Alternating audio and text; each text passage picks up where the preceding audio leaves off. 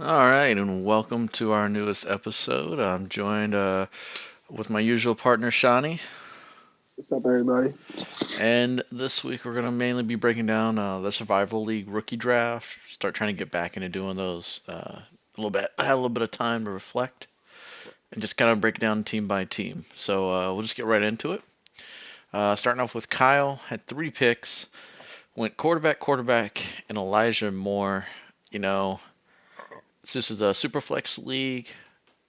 I don't care for Kyle. Like he annoys the crap out of me with his trading antics, but I actually like his picks. I mean, Lawrence, you don't really get credit for. Everybody knew that one, but Jones at 2.1.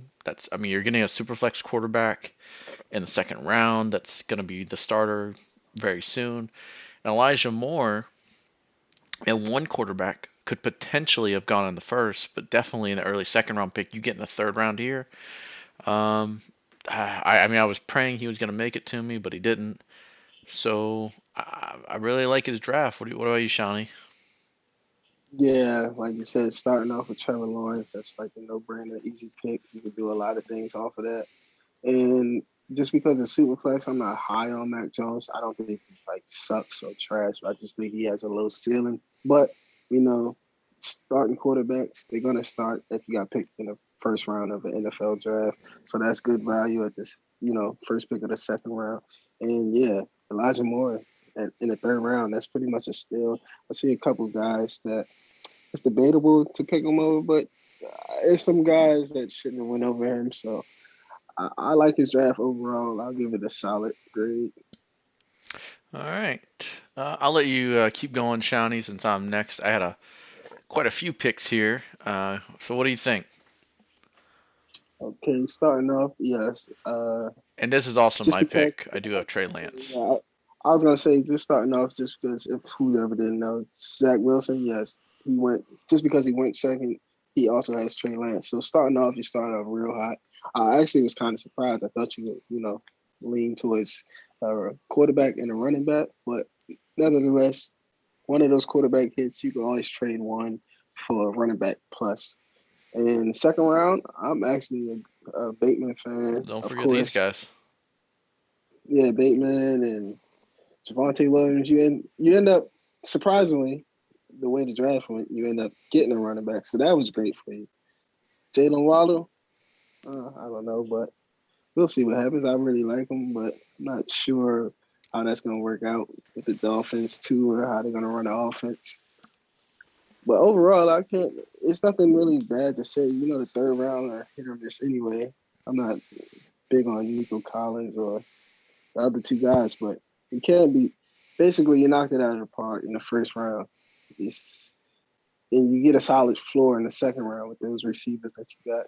So I think overall, you really helped your team dynasty wise. Yep. I've gotten Javian Hawkins on my leagues now that I finally got that trade from you a couple weeks ago. And Savage, I'm telling you, that's my sleeper. Um, No need. uh, I'm hoping at least, yeah. But anyways, yeah, I was a little disappointed. I was hoping Etienne would slide down. Osno was trying to trade the pick. I didn't want to pay what he was asking for.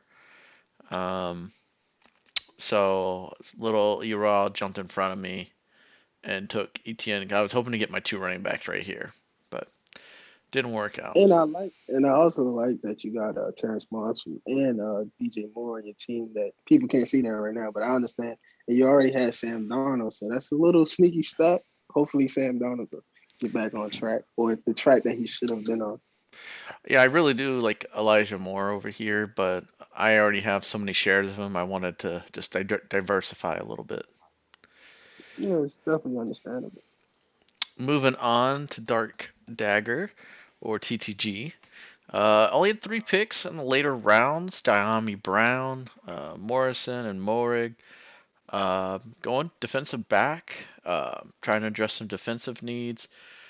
I understand it. At that later rounds, you're looking for value, and he took, two of the top three DBs that were in this draft. So, he's taken best player available at a position that hadn't been really touched yet. I understand that. Yami Brown, with what was left at receiver, I can't fault him here. Um, Diami Brown does have some deep play threat. Washington's offense is going to throw the ball more, but he had really sold a lot of his picks, so he just didn't have much to work with. So, you know, props for doing what you can with what you had, but it's just some meh. There's nothing that's like, oh my gosh, amazing value. Right. So basically, I agree. For what he had, I understand what he was trying to do, but I would have went about it different ways. Like first off, if you're gonna go defense, which he did for the most part, he missed out on Jamin Davis and Xavier Collins, 2 first-round picks in the NFL draft. So I think they have a little more upside than a Diami Brown because even if Diami Brown is serviceable, I don't think that he could do anything to push a team forward. To win weeks wise. And we know that when you get one of them stud IDP players, they can at least give you, you know, they can give you those points that you're missing, lacking from receivers or other positions. And I like the other two defensive players that he got. Like you said, it's nothing that he could have really did. Maybe he should have went Davis Mills and then a defensive player just to have a potential at a starting quarterback. If in these later rounds, you just want to take the highest upside you could possibly get. So for what he had, I can't really fault him, but I probably just would have went a whole different way with it. Yeah. All right, moving on to Slice. Got all his picks back, um, and pretty Hmm. much went down the order and had an extra pick. Najee Harris at that point between him and Chase, I can't really fault him either way. Slam dunk picks, I think either way. I do think though, I'd have to look at his team.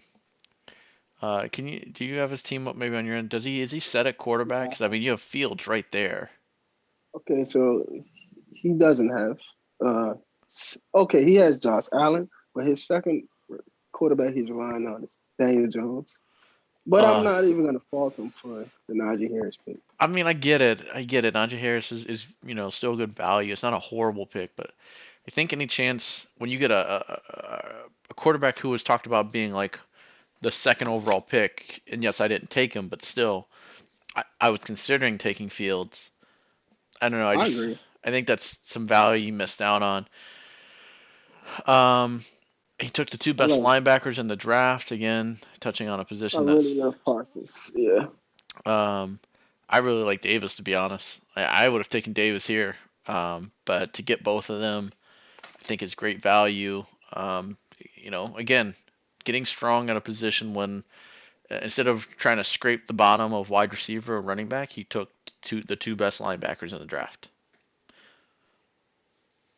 Right. So for me, yeah, like I said, you went with Najee over a quarterback. It's more of a philosophical thing. I don't know.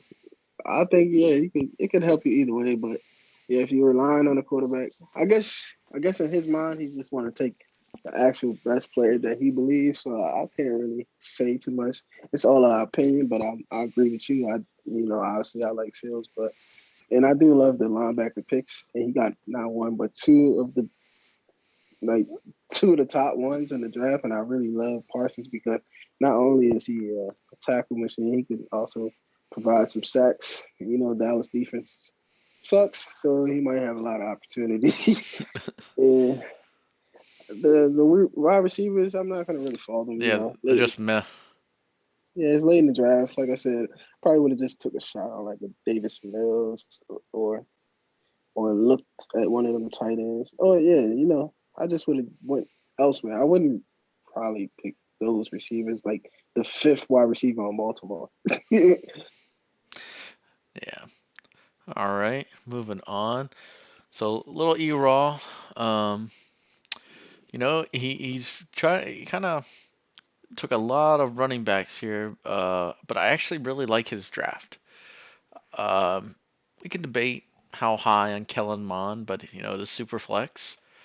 Um, he did not have a third round pick, so can't really blame him there. But you know, ETN obviously, you're gonna get immediate value. Hubbard's an injury away. We saw what Mike Davis did last year, and he's still gonna get touches. And Raymond Stevenson, I should have picked. Like, I'm an idiot. I should have taken Raymond Stevenson right here. Great value right there. Because I think Raymond Stevenson has a chance to get goal line touches this year. Um, and Nick Bolton is a sneaky good pick at linebacker as well.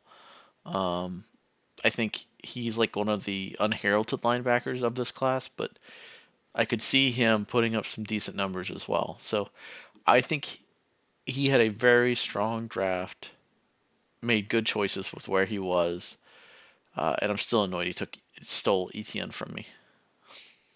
Yeah, like you said, overall he has a great draft, and like you said, that first of all, Stevenson just falling like second to last pick for the draft. That's just a steal, no matter what. Like he might not turn out to be awesome and everything, just the potential of, you know, he really has potential to play in that backfield because you know how the Patriots they got older guys who's always hurt.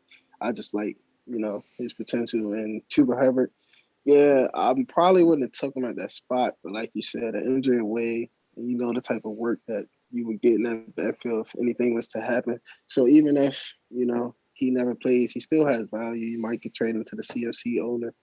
Kellen Mond, I like the I like the idea. Really, I might haven't taken him at that spot, but it is super flex. We see guys like that, like all those developmental quarterbacks that can run.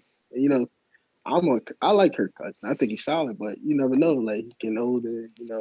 Maybe he shows some flashes. They want to try something new in the offense. That could really open things up. You never know. So overall, yes. And to get ETN, that like I had no idea he would fall that late. It's crazy. I had 9 of the first round picks. I literally should have just kept them all, but hey, I'm okay. I took some money and I had some draft picks. There you go. Um, Rhodes has 2 picks, so this makes it pretty easy to talk about. Gainwell and Holland. Um, Gainwell is a wild card at this point. I don't know how to adequately do his value. Um, he's just Miles Sanders could be an amazing top 10 back, and Miles Sanders could fall flat on his face, and Gainwell would gain uh, from there. So I see it as him taking 2 shots, and one on a DB, one on Gainwell. Um, I think he's wishing he had the picks. Whatever he traded for, I think at this point he's wishing he had his draft picks back. What about you? Well, yeah. First off, he only had 2 picks, so just talking about the picks, Gainwell, I just don't like at the spot because I do think it's gonna be a committee. Ever since ever since LaShawn McCoy moved on, Philly, it's nothing but a committee. No matter what they say, it's been a committee every year. And I think they already came out and said that they want to share touches. And if you pick Gainwell, I'm pretty sure they want us to get him involved. You know, I still like my Sanders, but I don't think he has a huge upside like I used to think he had. And Holland, I wouldn't have did it like I said, like somebody like Stevenson or something. I'm not gonna fault nobody on their last shot. I just think your last shot you just take the best upside possible. I just think he could have did it a lot better with that. But overall, I do remember his trades. He actually made a lot of great trades prior to this, so he had a lot of good value with the trades that he made. The reason he doesn't have first round pick and other picks. All right. Moving on to bank. This will be short. Owasu and Elijah Mitchell. He's got high upside. Owasu's kind of a tweener. That linebacker safety hybrid type player. I think he's really dependent on how well Cleveland uses him. He could be amazing. He could be, you know, all over the field, and he could also just find himself sitting on the bench. And Elijah Mitchell, there is a chance that he, with that San Francisco backfield, that he takes over for Trey Sermon. Like, it's crazy weird. It's all a gamble, and Bank likes to gamble, so I think it kind of fits him. Yeah, to have no picks and to do exactly what we've been saying this whole episode, pretty much take high upside players with good potential. I like it. Yeah, it's nothing really bad to say about it. Ozma 1 pick took Dwayne. Eskridge, um, you know, it just is one pick. Dwayne Eskridge is the third or fourth receiver, but at that point, wide receiver had been picked. Then again, Ray Stevenson sitting there, I thinking that's the pick, but there was talk of in mocks Dwayne Eskridge was going in the second round in one QB leagues, and he falls to the fourth. So if Ozma stuck to his board, it's good value. But that's really all I can say. Yeah, I'm gonna give Oswald basically what he did for everybody who don't know about the Trials. He basically just punted to next year and traded all the picks for down the line. But for his one pick, actually, it's solid. I mean, I don't love the player, but I love the idea. He was a second round draft pick in real life, I believe. Yeah, in a real NFL draft, I believe he's a second round pick for Seattle. They're not really deep at receiver, so any injury towards DK or Lockett, somebody always usually get hurt down the stretch that he could just step in and maybe have a bigger role than expected. So it's just worth the gamble. I just might have went running back over the receiver. Well, simply is easy to do. No picks. You went all in this past season. Same with Tico. That's the Tico way, never to draft. So, Shawnee, since you kind of screwed up the whole sleeper system here, why don't you tell us about your draft? Okay, so starting off, I had quite a few firsts. So my first pick, Kyle Pitts, this year. We going to tight end premium 2.0 reception per reception. So I struggled with who did I want, because I thought Najee was going to be gone right after that, and I was right. But I have a lot of running backs, so I took the best prospect that I believed in with as the most value at this point. And leading up to it, I got my guy. I really wanted him, Jamar Chase. I just think he's special. I think he's like like if you put him in the last three drafts, I might have him number one. So I really love that pick. And to get Justin Fields, he's actually my number two quarterback. And I can argue about number one, but I can, we all. But to that rushing floor he could bring, we didn't have a real combine, but we seen the speed that he displayed in his pro day, his accuracy. I had nothing bad to say about him. It's all just speculation. But like you said, first round quarterbacks, they're gonna play. He has that rushing floor, so I think just rushing alone just puts you in the top 15. So I just don't think I can lose with those three picks starting off. And then I actually made a couple trades. Like I said, Ozzy, we we made a lot of trades because he just wanted to punt down the line. So I took a shot. Trey Sherman, he's going to the San Francisco backfield. They drafted him fairly higher than anybody expected, and we already seen one running back get hurt.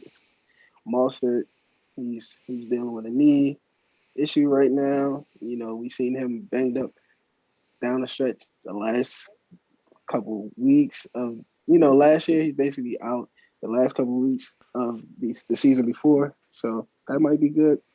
And again, I took a shot on the next best tight end just because of the scoring. I could have went a different way, but I just like to have, out of the two tight ends, I'm thinking one of them has to hit. So I like that. And I think that was it. Let me see. I'm pretty sure that was pretty much it for me. Oh, I took Davis Mills, so I just added him to the taxi squad, and I don't expect much of nothing from him. But hey, he's fighting for a job as of today with Tyrod Taylor, and that's not a big hurdle to jump over at this point. All right, yeah, I mean, it's kind of hard to screw up, like same thing as me when you have so many firsts. But getting Fields that late, it's crazy. Um, and Chase and Pitts. So I mean, yeah, good job. Like that's awesome.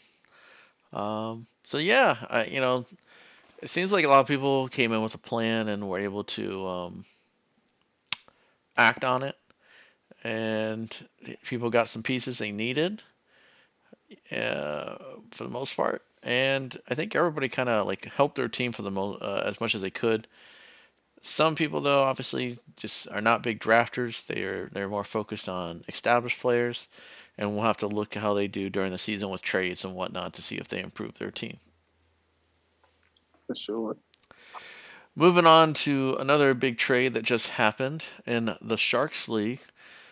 Stretch and Keanu. So for Alvin Kamara, he got a first, 2 seconds, 2 thirds, 3/4, and 4/5 in Ronald Jones. So that's a lot of picks. Um, he does get a starting running back in Jones. I love the move for Stretch.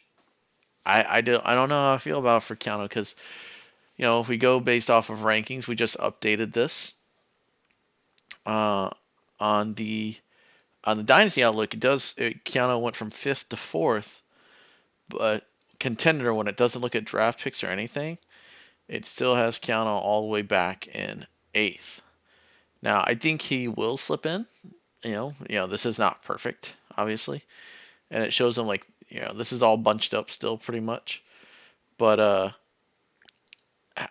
I don't know. Like uh does that move put him over the top? What do you think, Shawnee? Yeah, first of all, for those who don't know, Stretch pretty much he did solid actually last year, but his team was pretty much full of veterans, so he decided to start the rebuild. But for me, I just think both of them might regret it because on pure value, you put it in calculated, it's probably going to come out Stretch side.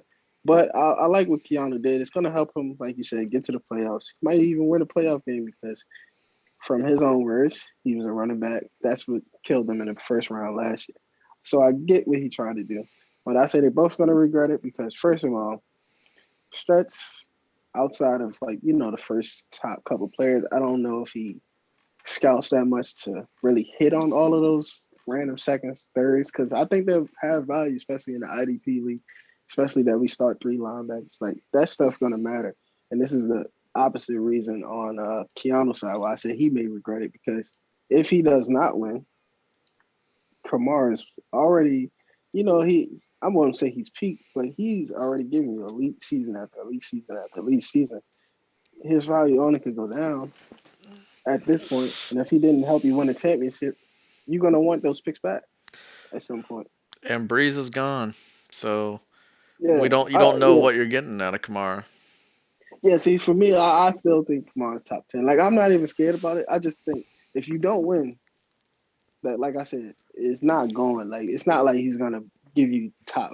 It's no more like.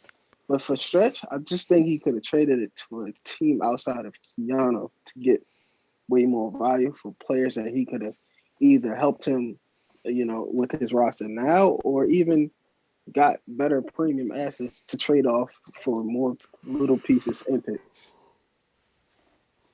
But for today, I'm gonna give it to Keanu just because I think it impacts him right now. But you never know because Ronald Jones is in an elite offense, and I don't even love Ronald Jones, but we see him give you big weeks. So really, it's no way for like Stretch to lose and still. I think by dumb luck. I mean, Ronald. Let's just say Ronald Jones finishes as an RB2. It could be the later half, right? And let's say Kamara gives you top 10. Like I concede all those points. Kamara's got one, two, maybe three, but I'll give him 2 seasons. Keanu has to win the championship for this deal to work for him. You said it perfectly. Because I think by Yeah. dumb luck, like let's say you Stretch doesn't scout a ton. By dumb luck, he's gonna hit one of these picks. I mean, Oh yeah, that's what I'm saying. I yeah, think those picks.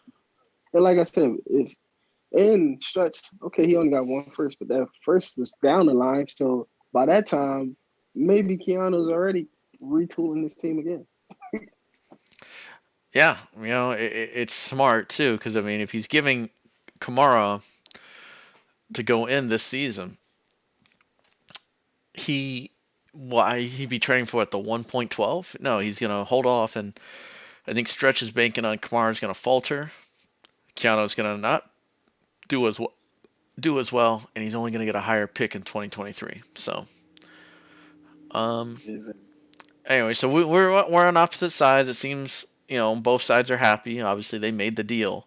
Um, I don't think But anybody for got screwed in the matter. I don't think it's lopsided in any way.